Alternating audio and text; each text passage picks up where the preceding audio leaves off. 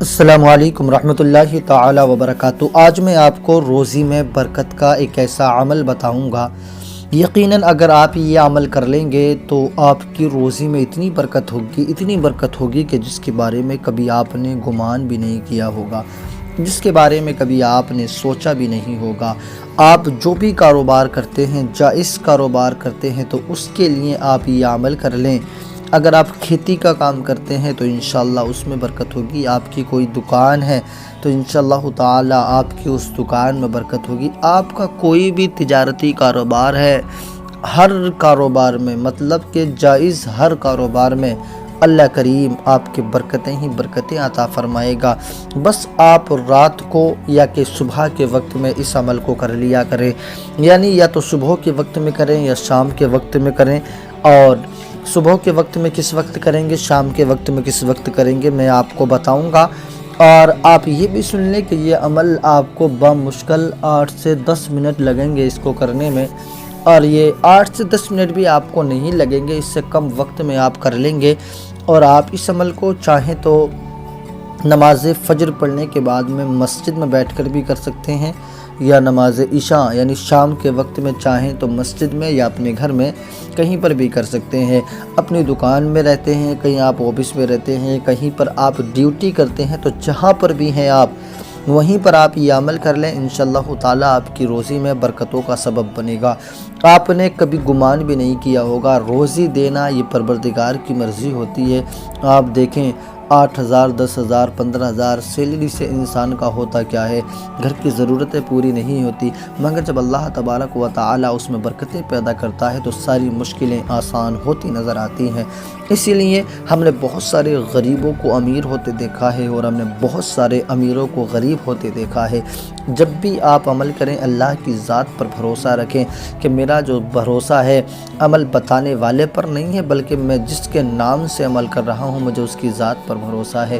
یقیناً میں جائز دعا کر رہا ہوں، ایک نہ ایک دن میرا پروردگار مجھے اپنے انعام سے نوازے گا۔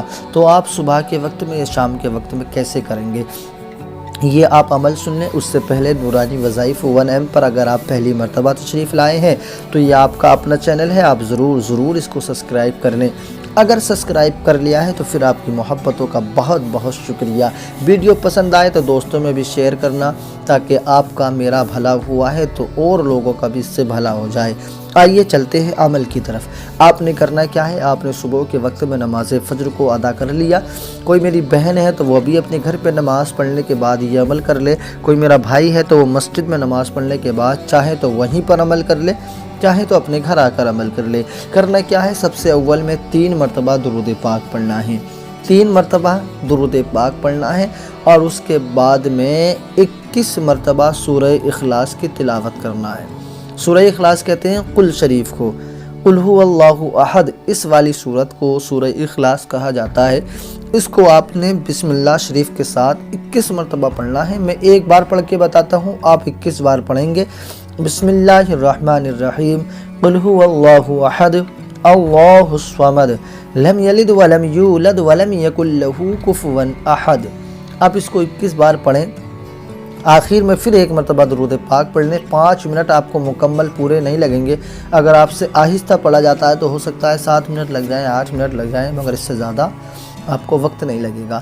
آپ نے یہ عمل کر لیا۔ اول آخر درود پاک 21 مرتبہ سورہ اخلاص، ہاتھوں کو اٹھا کر اللہ کے حضور دعا کریں اپنے جائز کاروبار، اپنے جائز مقصد کے لیے، اپنے جائز کاروبار میں برکت کے لیے۔ اس کے بعد میں اگر یہ عمل آپ نے صبح میں نہیں ہوتا ہے تو پھر آپ شام میں کر لیں۔ کبھی کبھی ایسا ہوتا ہے صبح میں جلد اٹھ کر کوئی اور کام بھی ہوتے ہیں تو آپ نماز کے بعد میں فوراً بھی نکل جاتے ہیں، تو آپ روزانہ رات کو سونے سے پہلے اپنے بستر میں بیٹھ کر، مسجد میں بیٹھ کر، جہاں آپ چاہیں پاک جگہ میں بیٹھ کر آپ یہ عمل کر لیں۔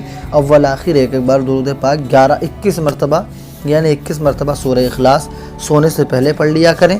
اللہ کے حضور دعا کریں یا نہ کریں کوئی بات نہیں ہے، آپ نے عمل کر لیا، آپ کا مقصد، آپ کا ارادہ جو ہے، اللہ تعالیٰ تو دلوں کے ارادوں کو جاننے والا ہے، تو آپ اپنا مقصد کے لیے یہ عمل کریں۔